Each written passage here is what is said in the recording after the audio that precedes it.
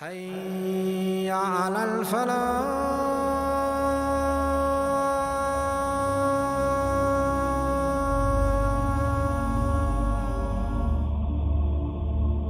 Give them the example. There were two men. One of these men, we gave him 2 gardens. What were these 2 gardens of? Grapes. And grapes are the most precious and the most prized fruit. Grapes are the most delicate, they're of the most expensive fruits. So Allah gave him of the best fruits. Not just 1 garden, 2 gardens. What else? And we made a border around the grape trees with date palm trees. The delicate trees were in the middle, and the strong protective trees formed a border around it. So the garden has been positioned in a manner that is the most beneficial for the man. So Allah blessed him with not 1 but 2 of these luxurious gardens. And between these 2 gardens there were yet other crops. Both of these 2 gardens would always yield maximum output. There was no shortage. There was no loss of crops, and they would never fall short. What a beautiful arrangement. And Allah says, not only did we give him the best quality, we gave him the best quantity. Now where does the water come from? Allah says, we had caused rivers to gush forth. So the man does not even have to lift a finger. He doesn't have to irrigate. He doesn't have to pray for rain. It's all there for him. And not just this, he had wealth beyond this. Fruits and wealth beyond this. Meaning, he's not just a farmer. He has horses, he has carriages, he has gold, he has silver. So here is a man, he has it all. Now what did all of this wealth give him? What did it cause him to feel? Allah Azza wa Jal says, so one day he was conversing with his friend, his companion. I have more money than you, and I have more children. Not just more, but I have more noble children. My family is mightier. I have better status than you. Throughout all of this, Allah is saying, we gave it to him, and we caused, and we. Now the man cuts off all of the we gave, and he ascribes it to I. He becomes boastful and arrogant. He becomes full of his own hot ego, that because I have more, this means I am mightier, I am better than you. And this causes his haughtiness to get the better of him. And he begins to become arrogant. And we know that the sin of arrogance is of the worst sins of Islam. And Allah subhanahu wa ta'ala pitifully describes his status. And Allah says, as he entered his garden, he was only wronging himself. He said, this garden, I don't think it can ever perish. All that I have here, my palaces, my wealth, my beautiful structure, how can this ever be gotten rid of? This will last for centuries. So he made yet another fatal mistake. What was that mistake? He assumed that just because he had wealth at one point in time, he would continue to have that wealth in every future point in time. Just because he's wealthy now, he shall forever remain wealthy. Just because he's healthy now, he shall forever remain healthy. I don't think that this garden and all that I have will ever perish, ever. Then he becomes so engrossed in his Jannah of this world, he doesn't even care about the real Jannah. And he says, I don't think there's another Jannah. This is all life is here. I'm enjoying myself, why care about that one? Notice his arrogance again. And I don't think that the day of judgment will ever happen. And then here becomes the icing on his arrogance. And even on the supposition, suppose there were a day of judgment, even then if I go back in front of my Lord, I will find something even better for me to live in, even better than all that I have.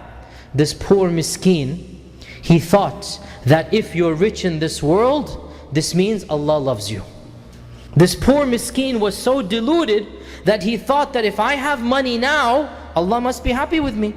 If I have health now, if I'm living the life now, well then, that means Allah is happy with me. But Allah subhanahu wa ta'ala gives this dunya to the mu'min and the fasiq. He gives this dunya to the Muslim and the kafir. He gives this dunya to everyone. To all groups we will hand out this and that, meaning the Muslim and the kafir, from the blessings of your Lord. Now, what is the response of his brother, of his friend? The companion responded.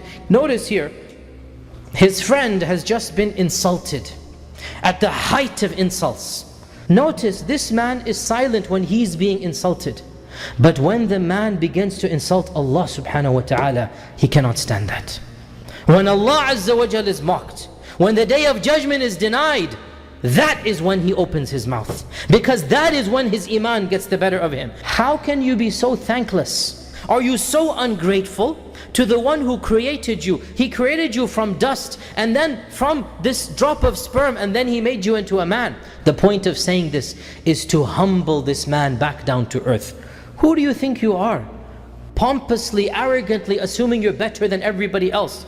You come from dust and I come from dust. And now here you are, arrogant and mighty and haughty, thinking that just because you have a Jannah, you are better than other people. As if you do this, as for me, you might do that. But for me, no, I will not follow this path. As for me, Huwa Allahu Rabbi, that is indeed my Lord. And I will not associate any partners with my Lord. So he defends Allah subhanahu wa ta'ala and he says, as for me, Allah is my Lord and I will not associate any partners with Him. Now he gets to the next point. Your arrogance that you have should have led you to humility. Why didn't you do this? That instead of your wealth making you feel better, it should have been the opposite. Allah says when he entered the Jannah, he was wronging himself. The man says you should have done the opposite. When you entered your garden, you should have been in a state of humbleness and humility. You should have thanked Allah subhanahu wa ta'ala. You should have ascribed these blessings to Allah. You should have said, this is not my garden. You should have said, MashaAllah. Whatever Allah wills has occurred. Allah has blessed me with this. There is no power except the power of Allah. And then in the last is his own demeaning. He has been demeaned, right? And nobody likes it that somebody is boastful over you. So he also defends himself. But even this, there is an element of threat and mercy. If you really think, you perceive me to be less than you. Allah knows who's the one who's higher and lower. But if you feel that I'm lower than you just because I have less money and just because I have less children, isn't it possible that Allah might give me something better than what you have? What if something happens to you in your garden and Allah blesses me with a garden, and even if I don't get a better garden in this world, I expect a better Jannah in the next world?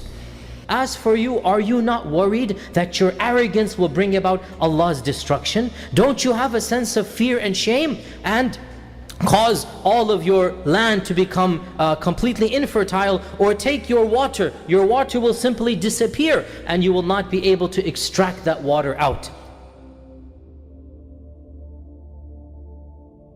And just as they are talking, and the man tells him, be careful, your arrogance might get you Allah's punishment. As they are there, right then and there, the man's warning comes into effect. His whole garden was surrounded. By what? Allah doesn't need to tell you the details. This is Allah's qudra. All of the garden is destroyed. The garden is surrounded by Allah's punishment. Some say a fire came, some say a tornado, some say this. This is all irrelevant. Allah Azza wa Jal says, that which this man was warning against, that's exactly occurred. And the both of them are there, and they see the garden being destroyed.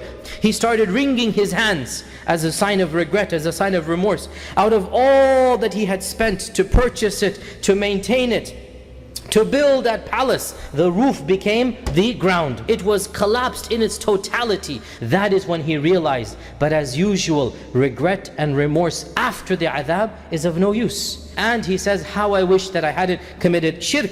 And Allah says, here he was saying, I have more children, I have an army, I am Aziz. And Allah says, nobody could protect him when the punishment came. This is where Allah's protection is truly shown. At times of ease, the Muslim and the Kafir enjoy the ease. It's at times of punishment and difficulty that Allah's wilayah is really shown. At times of ease, everybody enjoys ease. It's at times of adhab, at times of distress, when the dua needs to be answered, when the adhab comes. This is when the mu'min is separated from the kafir and the fasiq. Allah is the one who has the best reward and the best end result. The real winner is not the winner who's rich at one point in his life. He's the one who's wealthy and happy for eternity. And that's in Jannah. The real winner doesn't just look at one day, he looks at eternity. And the only being that will give you that eternity, that is Allah subhanahu wa ta'ala.